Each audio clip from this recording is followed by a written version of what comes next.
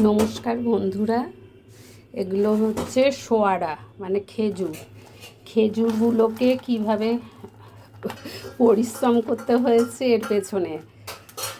প্রথমে বেছে তারপরে এই বটি দিয়ে এরকমভাবে এই যে কেটেছি, বটি দিয়ে কেটে একে পাউডার বানাতে হবে। দেখুন আমি এখানে পাউডার বানিয়ে রেখেছি। এই যে পেশেন্ট দাঁত নেই, এরকম পাউডার বানাতে হবে, খুব কঠিন কাজ। আর আমন্ড তো অত অসুবিধা নেই, আমন্ডও এই যে ভেজে গুঁড়ো করে রেখেছি। এটা হচ্ছে আমন্ড বাদাম, আর এটা হচ্ছে সোয়ারা, এরকম এটাকেও গুঁড়ো করতে হবে। এই যে দেখে নে, একে এখন গুঁড়ো করা খুব কঠিন কাজ। আগে একে একটু কড়াইয়ে নেড়ে নেবো শুকনো, তারপর মিক্সিতে গুঁড়ো করব। মিক্সিও হয়ে যাবে খারাপ, আবার তাকে ঠিক করে আনতে হবে।